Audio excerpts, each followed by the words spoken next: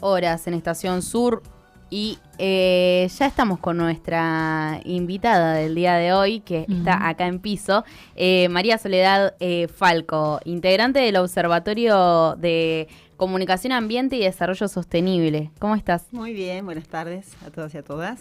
Muy buenas. Bueno, Soledad, ¿preferís que te diga María o Soledad? No, Soledad. Soledad. María, obviémoslo. María es como el nombre de todas las argentinas, sí, previo a otro nombre. De las de 40 y pico especialmente. Claro. Bueno, estuviste en la Antártida hace poco. Estuve en la Antártida.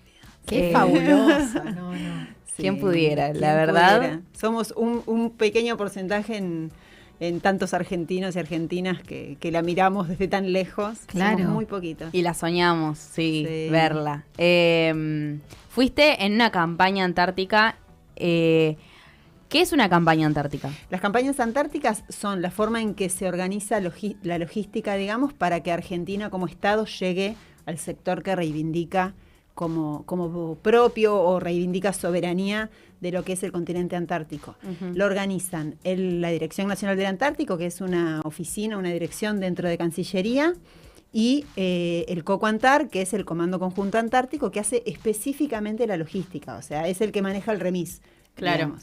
Después mantienen las bases son puestos científicos, pero las mantienen con personal logístico todo el año, el Comando Conjunto Antártico, que está compuesto por las 3 Fuerzas Armadas. Bien. Perdón, y la campaña es campaña de verano, ajá, que es donde más movilización de personas hay, proyectos científicos, todo. ¿Cuánto es la cantidad de personas que suele haber en estas campañas? No, montonazo. No sé. En el barco, por ejemplo, éramos 300 personas. Son que muchas. Además, sí, en el barco. Después en cada base hay 80, 100, qué sé yo, en Marambio en un momento éramos 150, que yo estuve 10 días. Después baja la cantidad porque son muchas de las bases o el barco mismo son de paso. O sea, vos te subís al barco y te dejan en otro lado, en otra base. Bien.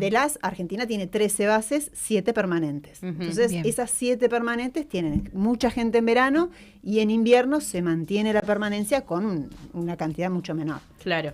Estas bases que no son permanentes son como itinerantes. ¿Cómo son de funcionan? verano. Claro. O sea, es un edificio que está todo el año y se completan con personal de diciembre hasta marzo, que es el momento en el que es más sencillo habitarla también la Antártida, porque después convengamos que los fríos extremos, o sea, hay vientos de hasta 300 kilómetros por hora. Claro. Entonces es difícil habitarla todo el año. Claro. Entonces se prioriza, que también es una cuestión estratégica argentina, histórica, de decir, bueno, nosotros tenemos permanencia hace 120 años y también tenemos toda esta cantidad de bases. En todas esas bases hacemos proyectos científicos, en las de verano hacemos todos estos y en las de invierno hacemos todas las de verano, más todas las de invierno, que son un montón de campañas científicas también. Claro. A mí me surgen muchas preguntas. ¿Vos querías hacerle una? No, a mí me llama la atención ese viaje en barco. ¿Cuánto tiempo dura? Y en realidad el viaje es la campaña de verano entera, que son 130 días. Yo estuve 35 días más o menos. Bien. Salimos del puerto de Buenos Aires el 28 de diciembre, con un acto además que es muy emotivo, porque digamos están las familias despidiendo abajo. Claro. Suena no sé si se llama bocina, pero bueno, suena ese sonido tan particular. Del barco. Exacto, y se despega de la dársena y sale del puerto, va por el Río de la Plata, llega, carga combustible. Estuvimos casi 3 días cargando combustible en el puerto de La Plata, alejado porque el buque no entra. Y de ahí empieza a agarrar rumbo sur, su derrota, que se llama derrota, hacia el sur, y ahí fueron, creo que 7 días de navegación constante. Pasamos Año Nuevo en el barco, muy cerquita de Mar Se va Chiquita. poniendo más frío, vas empieza sintiendo. a hacer muchísimo más frío, empiezas a no tener nada de señal, dejas de ver la costa, y después empieza a hacer mar, hay tantas sensaciones y hay tanto, yo veía colores, porque eran los colores del agua, los colores del cielo, los colores del atardecer, y después empieza a no haber noche, cuando ya pasamos lo que es la altura de Tierra del Fuego hacia el sur, en lo que es Mar de Weddell, digamos, ya pasamos el pasaje de Drake, etcétera, que estás en el mar del continente antártico, no hay noche. Claro. Entonces vivíamos todo el tiempo de día, durante un mes, durante todo enero fue de día. Y los colores del mar, Qué los loco. colores del hielo cambiaban. Es como un Uy, montón de claro. sensaciones Claro, y de encima, colores que sí. es hermoso. Uno no se Me imagina imagino. que en la misma Argentina que vivimos hay un lugar en donde es de día todo el día. Claro. Y de Eh, noche todo el invierno. Claro, Digamos, todas esas particulares que en realidad no las sabemos porque no se habla todo el tiempo de esas cosas o no está en agenda para los pibes y las pibas, digamos, porque Claro. de chicos no los vemos tampoco. O sea, yo no me Claro. crié con No. ese pensamiento de que nosotros también somos o reivindicamos soberanía sobre la Antártida y todo esto puede ser nuestro. O sea, como que no hay una conciencia de eso.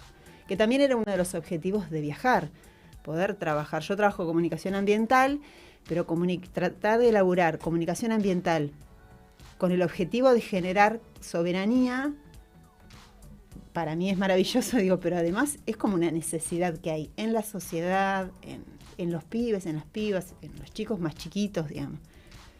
Claro. El ser nacional. sí. Claro. Que muchos, yo que tengo 40, lo viví con el tema de Malvinas. Hubo un ser nacional que se creó después del conflicto armado, Ujú.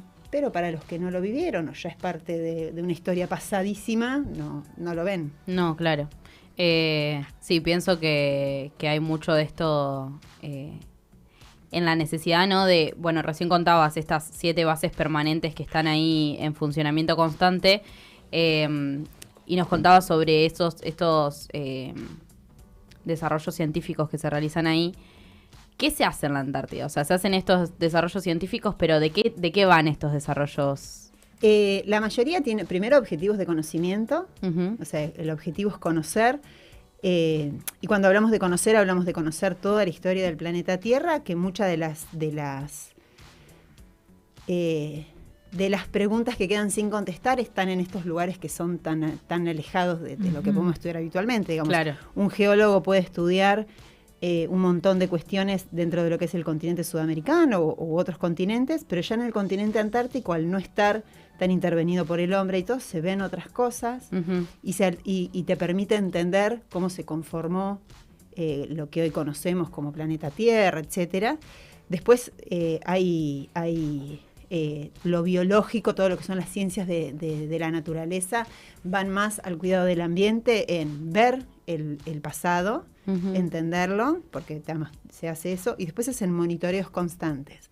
Los monitoreos lo que ayudan es a que si vos tomás un lobo marino o una comunidad de lobos marinos o cualquier bicho, puede ser una escuba que es un ave o puede ser una foca de Weddell, digamos, cualquiera de las especies, la mayoría son relacionadas con los ecosistemas marítimos.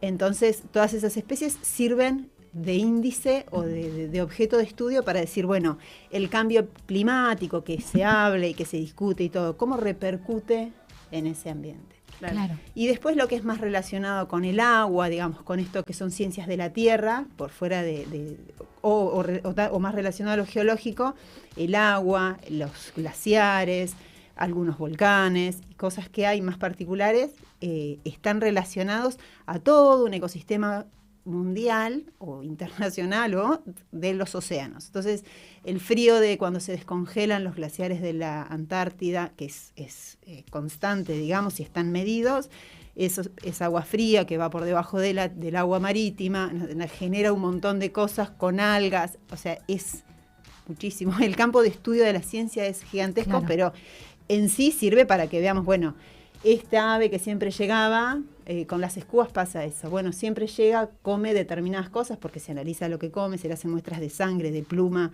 de un montón de sus crías, de un montón de cosas, de lo que defecan. Bueno, se alimenta de tal especie de peces. Ahora se está alimentando con algunas que son de más al norte.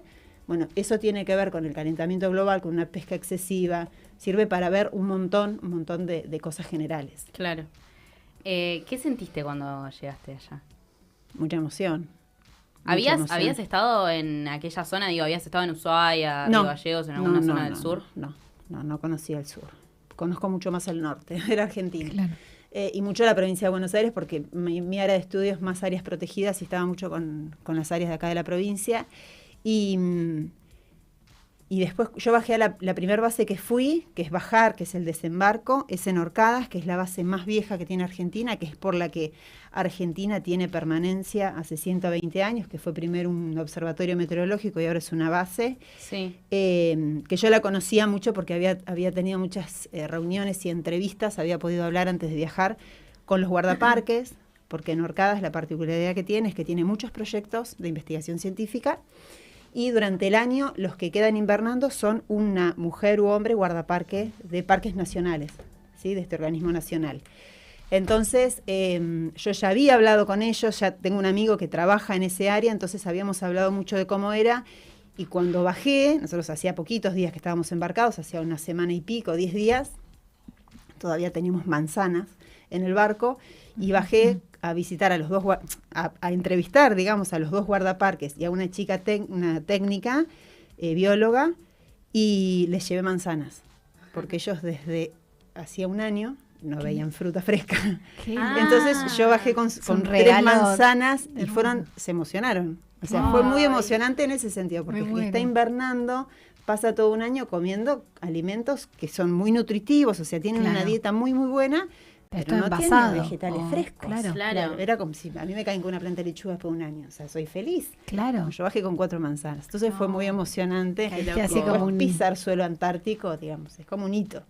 Claro. Yo me saqué foto a mis pies pisando. Ay, que nadie lo entienda, digo, yo tengo una foto pisando. Claro, aunque no se entienda si es nieve en una calle o lo no que importa. Sea, claro. El es sentido que es muy como fuerte. pisar la luna. Exacto. Más cerquita, pero, pero es un hito, digamos. Claro, es algo que uno cree que no le va a suceder nunca. Porque nada, es difícil, digo, de poder ingresar a una campaña antártica. Sí, es difícil. ¿Cómo llegaste a ser parte de la tripulación de ese barco y parte de esa campaña? Yo estaba haciendo mi tesis de posgrado y además doy clase en la Facultad de Periodismo, o sea, como ayudante, digamos, en lo que es el seminario, un seminario optativo de la licenciatura, que es Comunicación en Clave Ambiental. Ajá. Bien. Y en abril, cuando estábamos con el tema de que en la agenda, digamos, estaba Malvinas el año pasado, me doy cuenta que nosotros desde el observatorio o cuando dábamos clase, no abordábamos el tema de Malvinas o de la soberanía desde perspectiva ambiental, del cuidado de los recursos, de cómo comunicarlo. Claro. Y entonces me empecé a meter, mis amigos dicen que soy muy manija, pero me empecé a meter y me di cuenta que de la Antártida no hablaba nadie. O sea, comunicación de ciencia relacionada con el ambiente. En la Antártida, con este concepto, para mí siempre está presente el término soberanía. Siempre está presente. O sea, desde que lo empecé a estudiar al tema hasta hoy, nunca puedo despegar la comunicación ambiental o científica de la soberanía. Claro. Entonces me di cuenta que había una gran vacancia y empecé a buscar a ver qué era lo que podía hacer para cumplir, para empezar a generar material que sea académico, para colegios secundarios, para universidades, etcétera, primero, y mandé muchos mails a muchos lugares, y en uno me terminan diciendo, mirá, tenés que hablar con alguien del Instituto Antártico, que ahí vas a poder presentar el proyecto. Mando un proyecto que había escrito, en donde además relacionaba notas periodísticas en las que no se cita a institutos de investigación argentinos para hablar de la Antártida, sino ingleses, que es la falla más grande que encontré en los medios. O sea, y lo digo como una falla porque nosotros tenemos personas, recursos del Estado, científicos y todo, generando un montón de material, y citamos a un instituto inglés para hablar de derretimiento de glaciares. Claro. Hay un no reconocimiento de nuestro propio conocimiento que generamos acá. Claro, exacto. Es no conocer ese conocimiento, sería.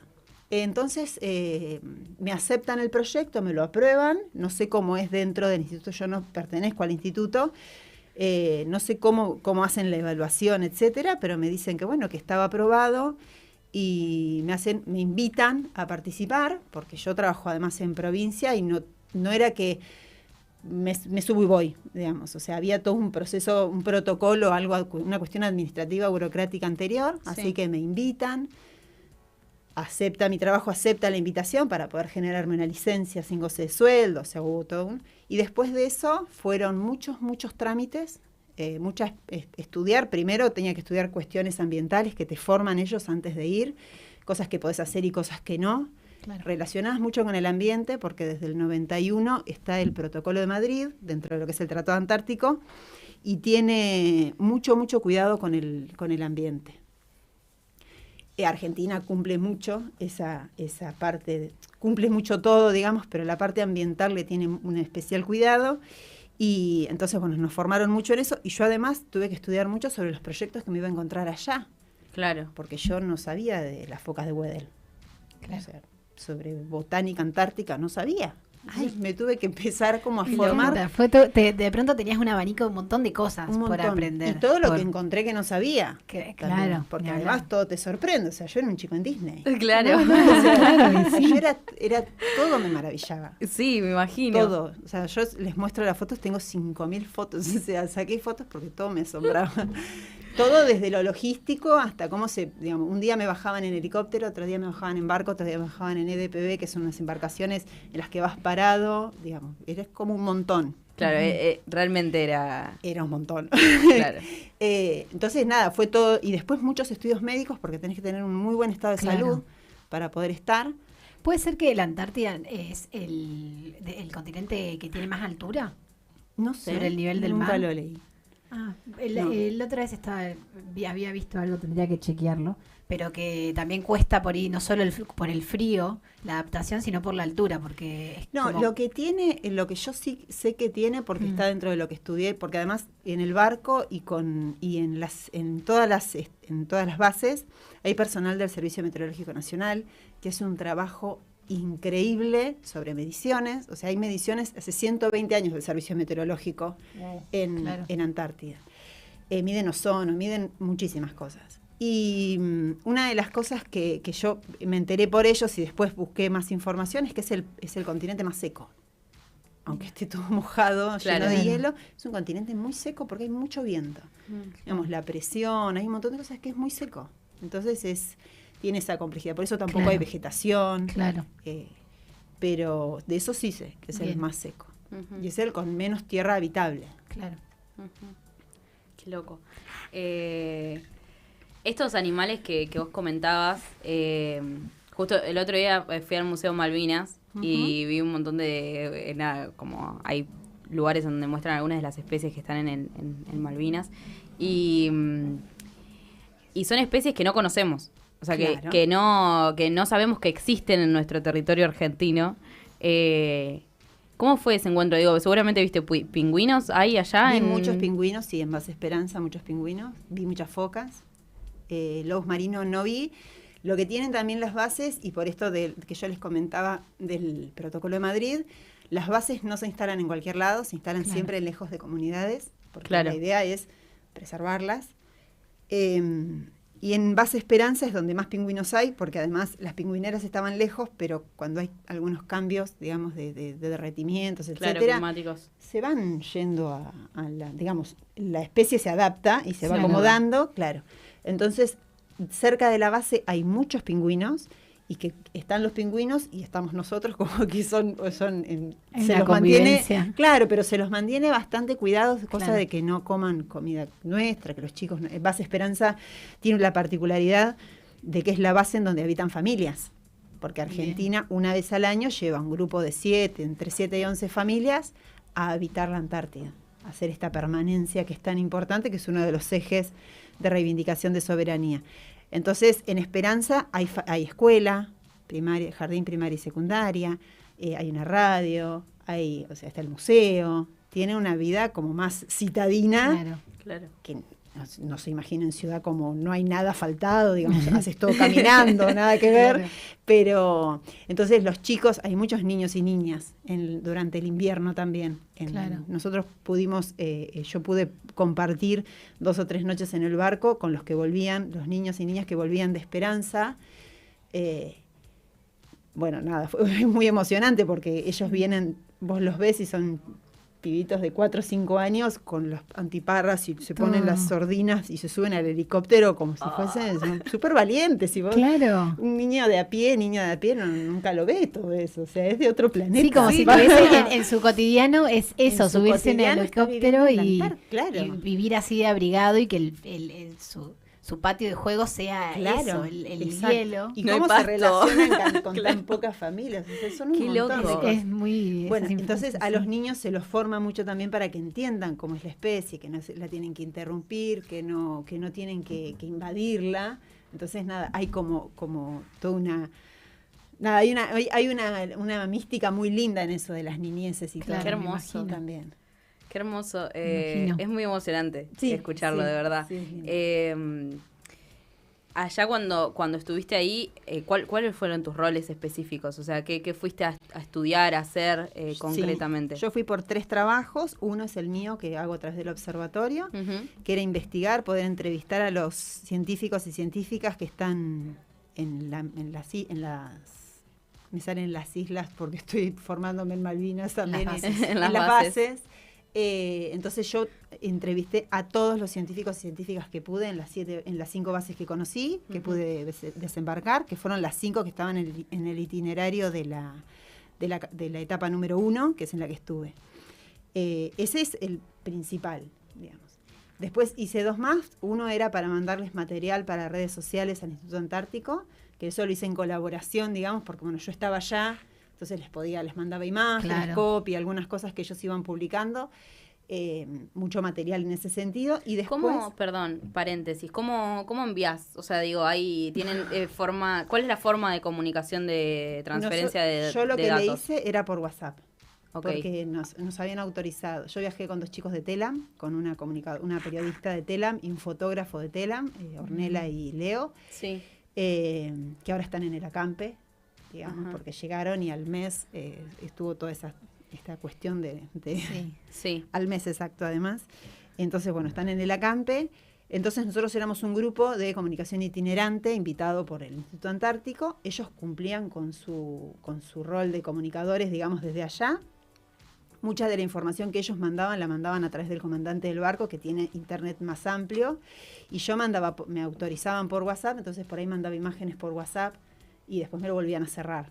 O sea, yo no estaba todo el tiempo comunicada con todo el mundo, digamos. Claro, entiendo. Internet no teníamos, pasaban algunas cosas en el país o cosas que yo me iba enterando por mensaje de texto de WhatsApp, que eso sí me llegaba. Imagen, video, audio, no me llegaba. Claro, nada. era escaso. Sí, entonces yo por ahí le mandaba el copy, si sabía que llegaba a una base, agarraba y mandaba 10 fotos, porque en las bases sí teníamos un poco más de apertura en internet, mandaba 10 fotos, ya cuando me subía al barco no sabía si me contestaban, si no. En Esperanza pude llamar a mi familia, porque hacía 20 días que no los veía, entonces era solo una comunicación bastante, yo tengo 2 hijos, una hija y un hijo, entonces digo, bueno, también había un poco de comunicación de eso en las bases, especialmente. Bien. Bueno, entonces nos contabas si estuviste haciendo este trabajo de entrevistas. Las entrevistas, la comunicación para el Instituto Antártico, que les mandaba información, yo no manejaba las redes, y después para un proyecto, que es un proyecto de investigación, que tiene algunas personas del Instituto Antártico, por lo que sé, la verdad que nunca me puse a indagar mucho en quiénes lo hacen. Es un instituto de archivo de historia oral, que el objetivo es... sumar todos los conocimientos que haya de la historia de la Antártida, está dentro de las ciencias sociales. Entonces entrevisté a 7 personas que hayan invernado en la Antártida, sean de las Fuerzas Armadas, sean científicos, sean logísticos, digamos, lo que sea, y las tenía que entrevistar con una guía de preguntas, y eran entrevistas que grababa, si tenían fotos me las mandaban, y después yo las compartí con el Instituto Antártico, con el personal del instituto, y ellos generaron el archivo, pero yo solamente hacía las entrevistas. Claro, digamos. Entiendo. Para pasar un poco a la importancia quizás de la Antártida, venís hablando y recalcando mucho esto de la soberanía. Cuando estuviste allá y el haber vuelto y bueno, como bajar a tierra, ¿no? Sí. ¿Crees que es un rol estratégico el hecho de que la Argentina esté ahí? Con presencia todo el año. Sí. Es el pilar. Nosotros tenemos mucha historia antártica, mucha. Somos el país con mayor permanencia en cantidad y en años, digamos. Y después, más allá de lo estratégico para la soberanía y todo, la Antártida tiene un rol para lo que es el ciclo de la vida del planeta, que para mí es fundamental, digamos, el cuidado. Pero además de eso, las primeras consecuencias, si hubiese algún deterioro del ambiente, sería para América del Sur. Claro. O sea, donde se empezaría a ver ese deterioro sería en América del Sur.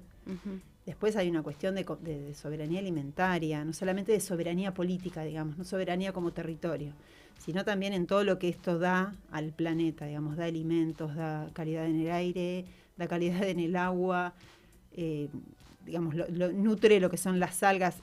Para que ustedes se den cuenta, el fondo marino es el verdadero pulmón del planeta. Viste que tanto hablan del Amazonas, bueno, el Amazonas tiene cierta importancia, el desierto de Sahara tiene cierta importancia, digamos, en todo este ciclo, pero el fondo marino con las algas tiene una cuestión muy importante en lo que es dióxido de carbono y oxígeno.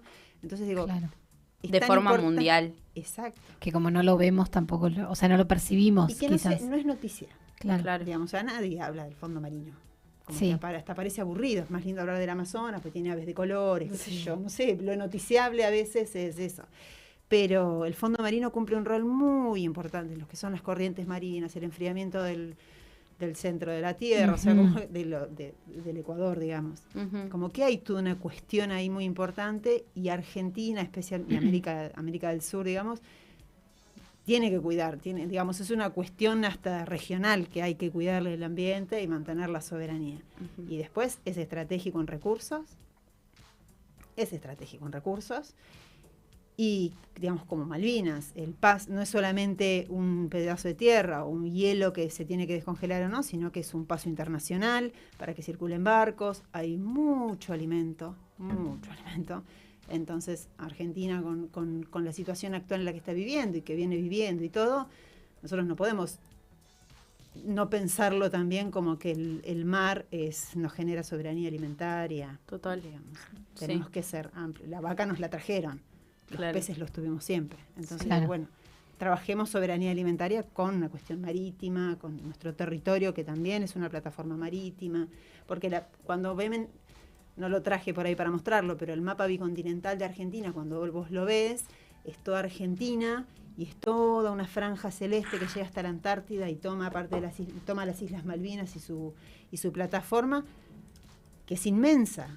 Sí. O sea, nuestro territorio es inmenso, porque nuestra plataforma marina también es nuestro territorio. Es que se ve, yo hace poco veía el mapa bicontinental y me parecía muy loco esto de que es muy claro que las Malvinas están en territorio argentino por esta placa que está debajo, que sencillamente si estuviera sobre el mar, básicamente sería todo, estaría completamente conectado, digo. Que eso es, es como, bueno, es algo muy claro ahí.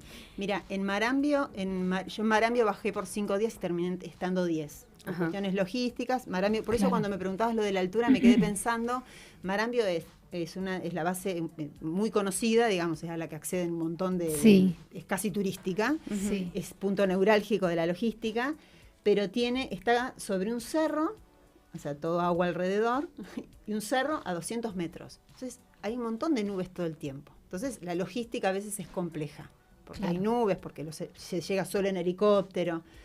Claro. Y como estuve 10 días, además yo no fui a entrevistar específicamente a geólogos, vulcanólogos, etcétera, porque no hacen, digamos, a la ciencia que yo iba o mi objeto de estudio no lo relacionaba tanto con la geología. Y cuando me puse a hablar con geólogos, paleontólogos, que hacen paleopeces, paleovertebrados, micropaleontología, porque hay muchas especificidades, y son muchos de la Ciudad de La Plata. O sea, son investigadores que nosotros tenemos en el museo. Claro. Y que nadie sabe, digamos, que no es algo común, no está entre el vocabulario habitual. Ellos me lo explicaron tan claro, un geólogo me lo explicó tan claro, cuando éramos toda una placa y se divide, no es que una parte se hunde no, se divide.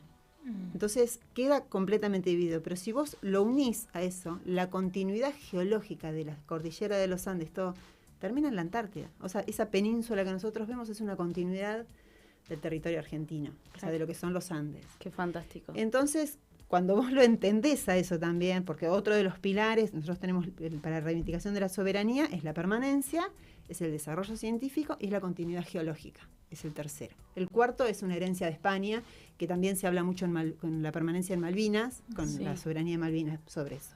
Nosotros heredamos los territorios del virreinato, cuando nos independizamos, ¿no? Pero esta continuidad geológica es tan clara, y yo la vi gracias al geólogo, digamos, que me hizo el dibujito con cucharas, porque estábamos almacenando, pero digo, me hace todo el dibujito, y dije, claro, es la continuidad geológica. Y es tan clara, que, digamos, pero hay que estudiarla y hay que mostrarla. Hay que mostrarla, porque hay cuando hablamos de la Antártida pensamos en un bloque de hielo, o sea, en un territorio como una meseta, yo siempre me imaginé. Por eso el otro día que escuchaba que era alto y que tenía como montañas y qué sé yo, decía...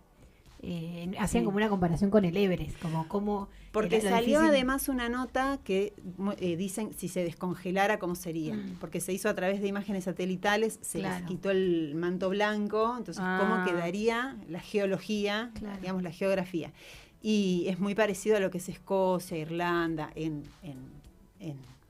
formación geológica, digamos, pero es muy parecida a nuestra Patagonia, o sea, Ushuaia tiene la misma formación geológica. De hecho, se ven fósiles que se encuentran en Ushuaia, en Tierra del Fuego, se encuentran en Marambia. Claro. O sea, están esos también. Que eso también demuestra la continuidad geológica. Hay un nexo ahí bien. Se hacen excavaciones, digamos. No. Se hacen. Vos cuando vas a investigar no tenés que tocar, no hay que... bien. Lo que hacen los geólogos, especialmente los paleontólogos, es hacer pequeñas excavaciones y se traen piezas, que además hay una ley que cuida todo ese patrimonio, porque hay un patrimonio paleontológico, a través de una ley que es desde el 2014, si no me equivoco. Entonces, todas esas muestras que se toman son del Instituto Antártico, son de ciencia soberana argentina, digamos. Y ahora les cuento algo del Instituto Antártico. Y después los investigan durante el año, toman muestras, ven la edad geológica, etcétera, en los diferentes institutos. El Instituto Antártico, que era lo que les quería comentar, se forma en 1951. Lo forma Pujato a pedido de Perón, ¿sí? Ajá. Este Instituto Antártico se forma 8 años antes del Tratado Antártico. Y el Tratado Antártico, que es del 59, lo que dice es ciencia y paz. Los países que tienen reclamaciones no pueden hacer nada porque ahora vamos a hacer ciencia y paz.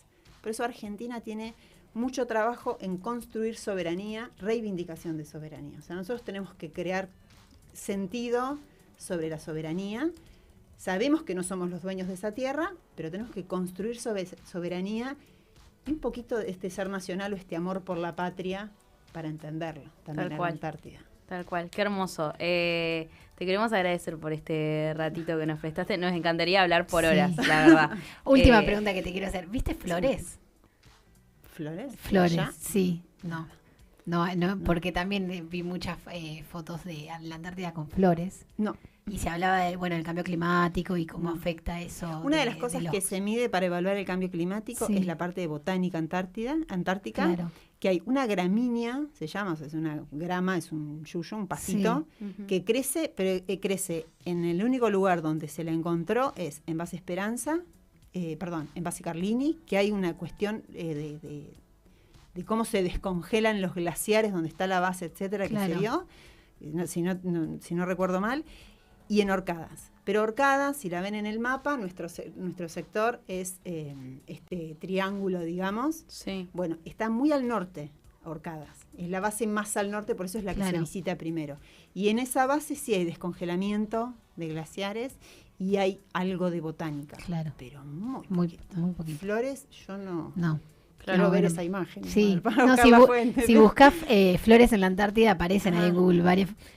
Pero parece como una pradera, más o menos. Hay algunas flores que yo digo, ¿esto? No. ¿Será? ¿Será o qué? El 1% del territorio antártico no tiene hielo.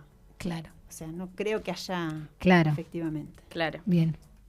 Bueno, muchísimas gracias, de nada, Soledad. Es un gusto. Hermoso tenerte acá. Ojalá que se pueda dar muchas veces más y ojalá que también podamos ir a la Antártida. Vamos todos. Todos. Por ahí también para cerrar, estoy haciendo algunas charlas en los colegios, secundarios, bien. Así que si hay algún docente o algo que quiera contactarse, que les escriba a la radio y después me pasan el mensaje, porque es para nosotros, para mí y para el observatorio es muy importante que podamos difundir esto. Sí. La ciencia que se hace, especialmente, no solamente construir soberanía o construir sentido del ser nacional, sino también que los pibes y las pibas conozcan que hay otras ciencias, que se pueden estudiar un montón de cosas. Claro. Que nuestras facultades tienen un montón de laburo y tienen un montón de carreras que te pueden llevar a la Antártida o a cualquier otro lugar, pero digamos esta variedad de la ciencia y de temas de investigación. Tal cual. Súper interesante. Bueno, ya saben. Necesiten. Nos mandan un mensajito si quieren que Sole vaya a los colegios, que es muy importante también, muy importante. El mapa bicontinental. Tal cual. Desde niños. Bueno, estábamos acá con María Soledad Falco, entonces del Observatorio de Comunicación, Ambiente y Desarrollo Sostenible, hablando un poquito sobre esta campaña antártica de la que estuvo participando, que después, si no la escucharon completa, la van a poder escuchar ahí en el canal de Estación Sur. Soledad, muchísimas gracias. Gracias a ustedes. Ya venimos. ¿Querés auspiciar tu emprendimiento o tu marca en Estación Sur? Publicita en Estación Sur, una radio que suena en toda la región y un portal leído en La Plata, Berisso y Ensenada. Mándanos un mail, publicidad@radioestacionsur.org y forma parte de nuestra comunidad. Verdura fresca y agroecológica del cordón hortícola platense directo a tu mesa. Miel pura, huevos de campo, quesos artesanales y más de 200 productos en La Justa. La comercializadora de la Universidad Nacional de La Plata. Entra a lajustaunlp.com.ar. Hacé tu pedido y retíralo en cualquiera de nuestros 15 nodos repartidos por la ciudad y alrededores, aprovechando el 40% de descuento con cuenta DNI. También nos encontrás en las ferias de la universidad. Los miércoles en agronomía y los viernes en ingeniería, de 9 a 14 horas. O en